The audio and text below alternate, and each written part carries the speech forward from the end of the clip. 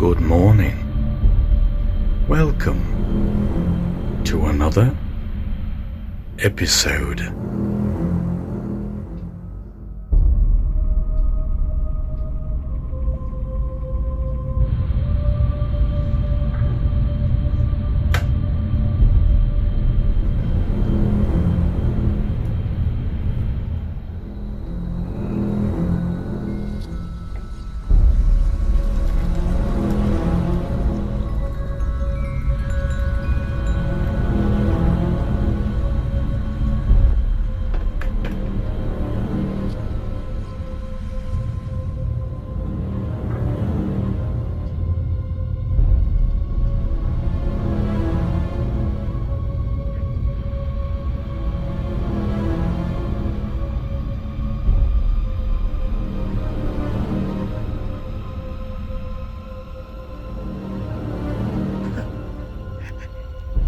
I don't want to alarm anyone, but I think I'm in the Matrix.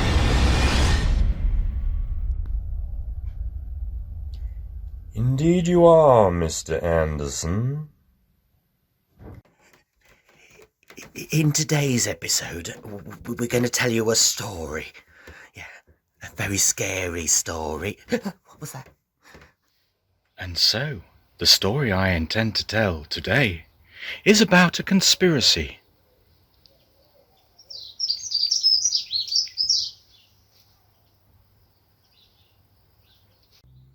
A conspiracy that takes place in Egypt during the Second World War. Goddamn aliens! Indeed.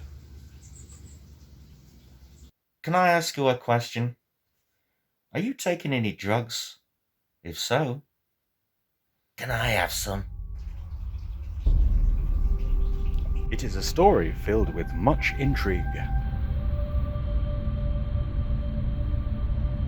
as well as catchy dialogue.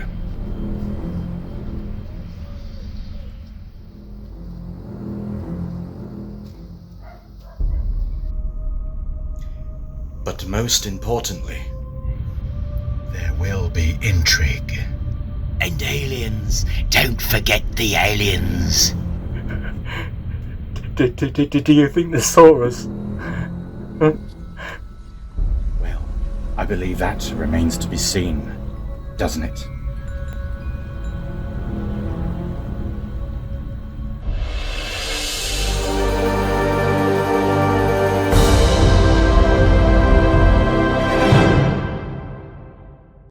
The initial part of this montage takes place in Egypt during the Second World War, where the Germans are trying to unearth a very powerful secret, an ancient secret that has been left buried for centuries, since the days of Akhenaten. The chambers and the catacombs had not been disturbed in well over 1,000 years. Yet in a single instant, a shaft of light smashed through the pitch darkness, casting illumination, disconcerting to the eye. While the dust settled, 3 faces emerged over the newly excavated entry point. The first was the profile of a thin, middle-aged man. The other 2 were no more than children. They peered over the edge, gazing into the long shaft that revealed a portion of the tomb. The eldest spoke first, in an Egyptian dialect. He was telling the 2 boys to prepare the ladder for descent. One of the boys scurried off, and came back a minute later with a length of rope and a wooded ladder. The man went down first, and then the oldest of the boys. The youngest stayed behind to keep watch. Once the 2 had reached the floor, a torch was lit, allowing them both a modicum of light as they breached the narrow passage that seemed to take them deeper into the underground catacombs. This cramped network eventually opened out into a room, a cavern with what appeared to be many identical compartments or alcoves, all dug out along the walls, as well as several flights above, perforated and peppered as far as the moderate light allowed. It looked like a huge honeycomb. The man and the child allowed a moment to simply stand and gaze in awe at the sheer size of this ancient underground structure. It was a moment too long. The boy heard a sound and quickly turned to see what it was. The man heard it too and shifted his weight to see if he could see where the disturbance had originated. Surely there was no one else down here, and the third boy who they'd left on the surface knew better than to follow them. The noise came again. The boy was frightened and spoke urgently to his elder. The man sensed something in the darkness ahead of them and instantly thrust his torch out in front in a bid to protect himself and the boy. The boy slowly and steadily began to back away, his tiny face racked with a steady expression of trepidation that soon was replaced with terror. He let out a shriek that was deafening. You see that right there? You see, that's just so full of no. No.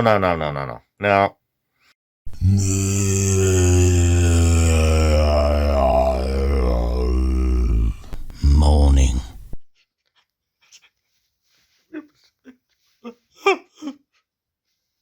It was heard above as the youngest boy shouted down into the obscure darkness below. Nothing. There was no reply after that. Looking down at his watch, he realized that the two who had gone down to investigate should have returned to the surface by this time. Instead of going down the hole himself, he decided to go back to the town and seek help. That is what the man would have wanted him to do. The nearby town was overrun with occupying German soldiers. A tavern at the entrance to this dusty burrow played host to the military vanguard, who had come not merely to enjoy the local entertainment, but more seriously, to rob this country of its ancient treasures. A tall, elegant man in a trilby hat sat with a member of Gestapo intelligence. He rested on a cane made from ivory and gestured at the girl, who danced for their pleasure. All attentions, however, were quickly drawn away from the center of the room as the boy burst in through the saloon doors, shouting in his native tongue. A number of the patrons looked at the child with irritation and disgust. A few of the staff who knew the boy ran over to try to turn him away.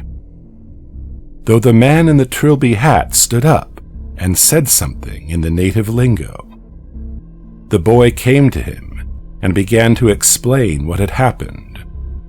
The man with the hat and ivory cane smiled and asked the boy if he would kindly take him and his friends to the place where all this had transpired. The boy agreed, and the man, along with a Gestapo intelligence officer, a number of soldiers, drove out via jeep into the desert. It was evening by this time, and the moon was already full in the sky. "We will have to wait for first light," suggested the man in the trilby hat. The Gestapo intelligence officer nodded his agreement. "Yes, but this looks like the very thing we came here to find, does it not?" The man with the ivory cane smiled. "We will return first light," and he turned and got back in the jeep, followed by the Gestapo representative and his guards. The boy just looked at them, puzzled as they drove off in a cloud of dust, leaving him there at this hole in the ground. He looked round at the hole. What had happened to his two friends, he wondered. Would he ever find out? It was past twilight in the desert, and there was a bustle of activity. Jeeps had brought equipment, and a small encampment was pitched along the perimeter of the underground tomb. Ladders and scaffolding were brought. Men in gas masks and full hazmat protection took shifts to explore the interior. The boy, who had spent the rest of that night waiting for his lost companions to return, stood at the man's side, eagerly waiting for answers, should any present themselves. The gentleman in the trilby hat rested on his ivory cane, waiting patiently for news. In the bowels of the tomb itself, the honeycomb chamber was revealed to the scientists and soldiers who had just entered that compartment. It was definitely lighter now, as each one of them had brought gas lamps. In each alcove that lined the walls, upon closer inspection, there appeared to be large, fossilized formations. Hard-surfaced objects that looked suspiciously like cocoons emerged as the torchlights illuminated the interior recesses. They were as big as fully grown men should they have been sitting in fetal positions.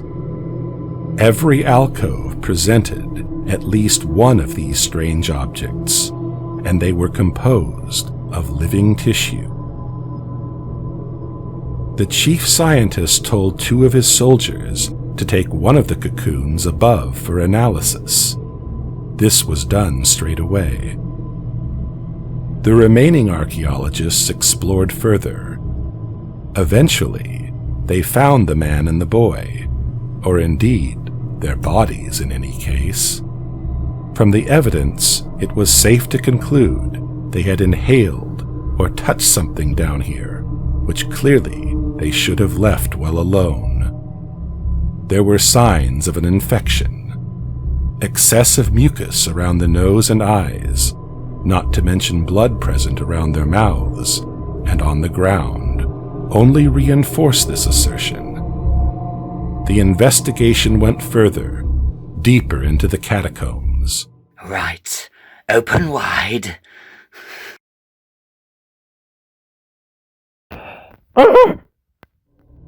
The man with the trilby hat was sitting in his tent, safely above ground, taking afternoon tea when the boy emerged, gesticulating excitedly to go look. The man threw his napkin down upon the plate before him, picked up his walking cane, and rose quickly to see for himself the commotion that had begun to stir. A mummy had been found. The mummy! Was it possible? Could this really have been the remains of the so-called heretic king? When the final light of day disappeared beyond the horizon, the partisans of the encampment went to sleep. Some of the German soldiers continued a vigil in order to keep the tomb safe from other raiders and would-be thieves. It was in the very late hour when something emerged from the hole in the ground. Something terrible and unseen. But it could be heard.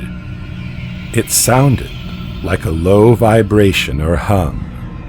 It could be detected in the very narrow bandwidth, like it was composed mostly of sound and tone.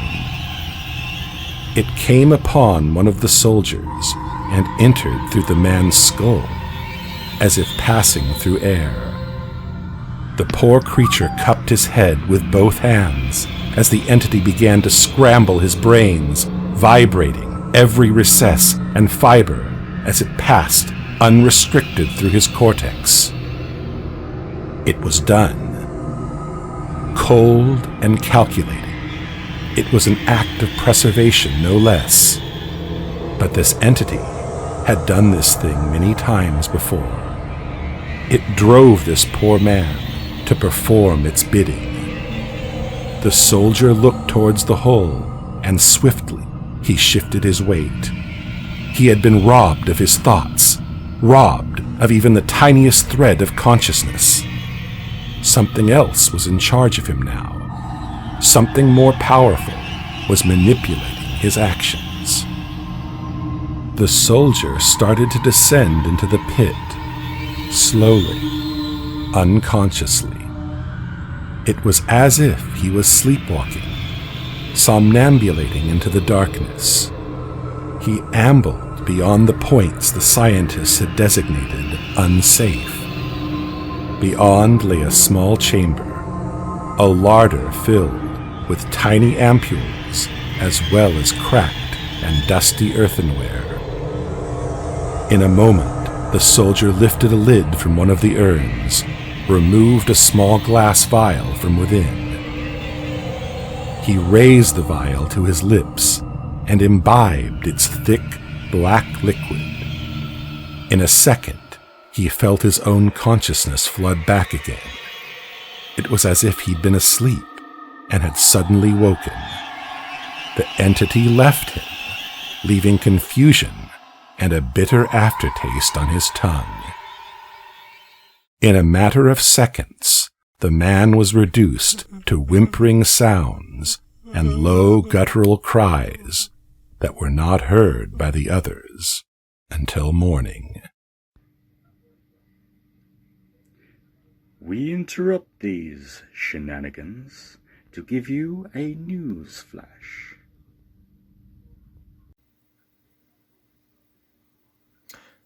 Okay then, so what do we know so far?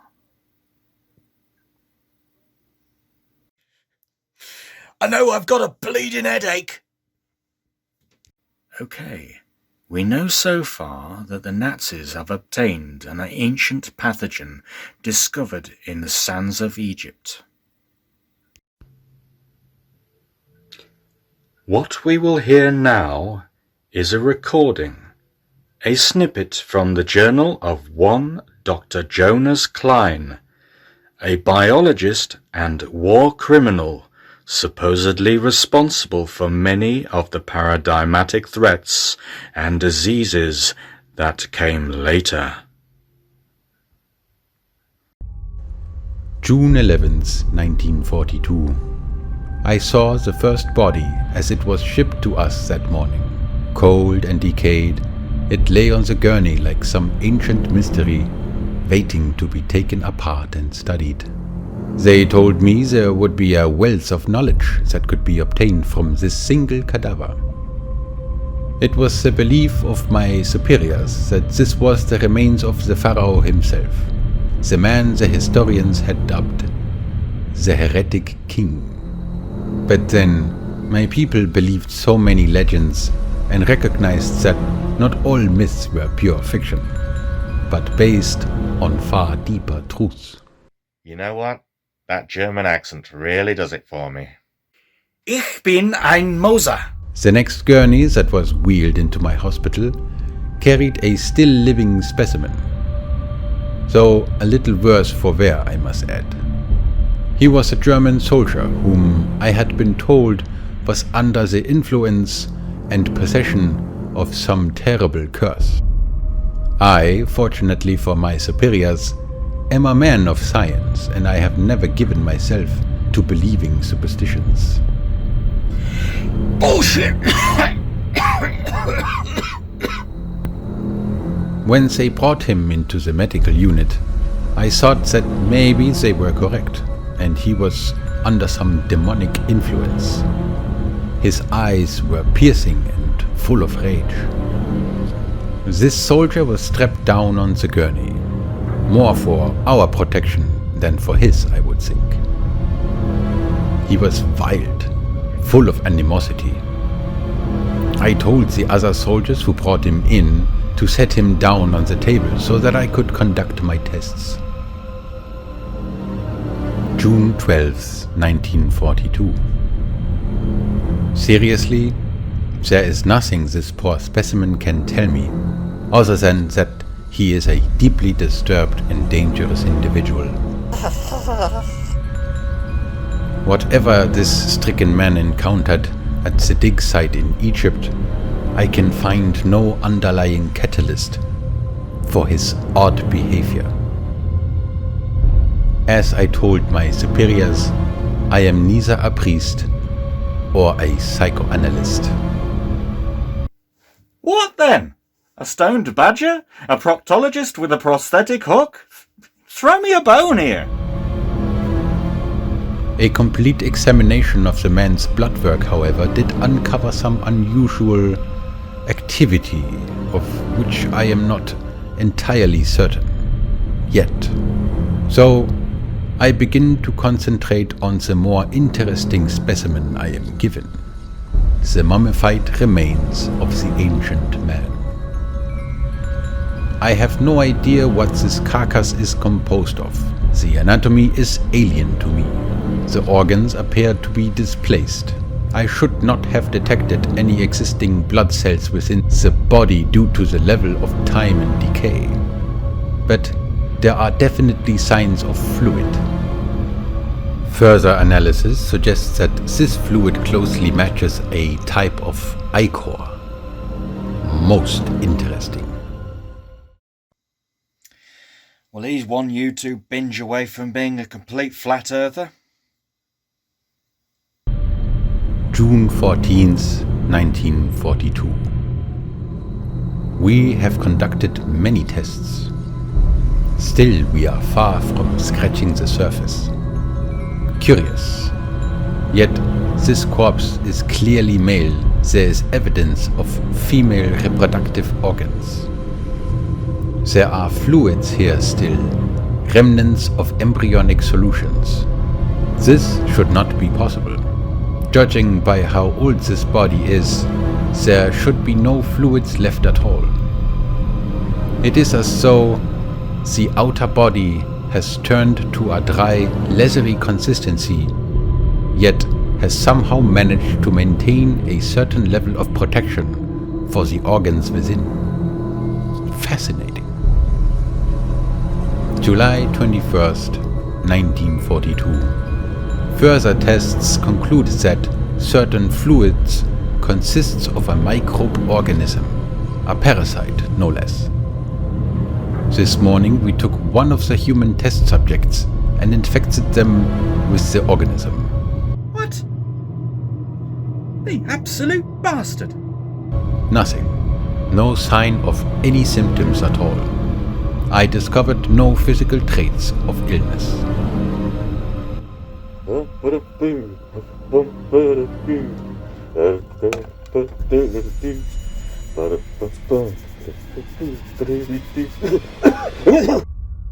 August 29th, 1942. My first patient, the German soldier with the unusual blood work, has somehow freed himself from his restraints and has broken quarantine. Unfortunately, they have had to destroy him. Evidently inflicted by madness though he was, his loyalty to the fatherland as well as his service to medical science is proving to be invaluable. I continue to evaluate his blood work. Perhaps I will find something further, something wholly remarkable in all of this. September 10th, 1942. We have discovered, after all, rather interesting finds pertaining to the soldier's blood work. Curious mutations have occurred as a result of some pathogen within the blood, an organism that announces its presence by first attacking the host's T cells. It appears to absorb and then mimic T cells, leaving the host's body without a proper functioning immune system.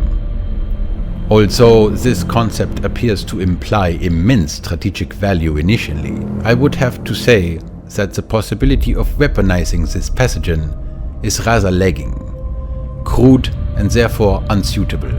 Maybe, given time, we may discover a viable use for such a pathogen. It is worth further study nonetheless.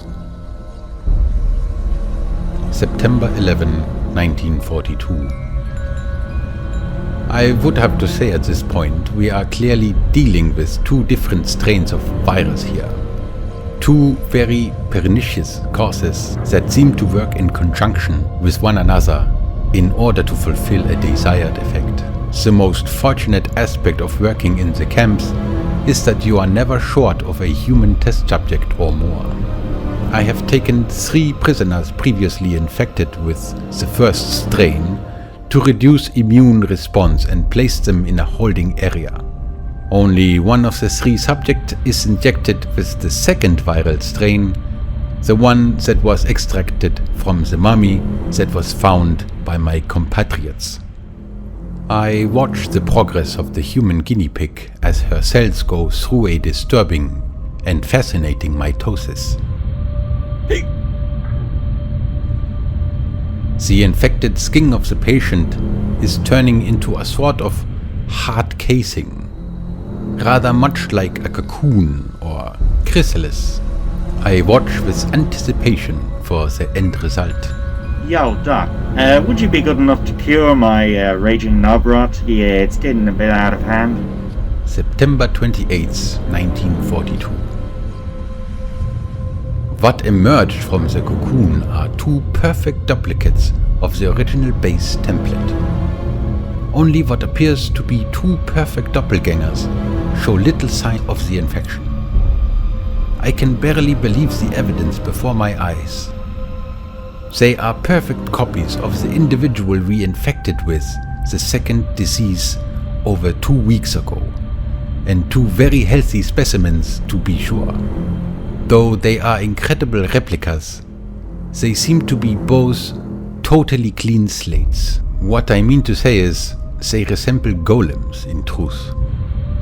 Between the twinned specimens, there is no dialogue, no resemblance to the individuality that made the original template unique. They are 2 perfectly mirrored forms, without a soul as it were. I reserve these biological finds for further study. One pathogen is designed to destroy the immune system of its host, while the other remains free to rewrite the host's DNA. This is by design, make no mistake.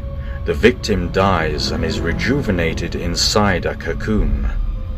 2 identical copies of the late victim emerge mere weeks later. The purpose behind this study? Why? That will be revealed later. Until then, stay alert. Control the virus.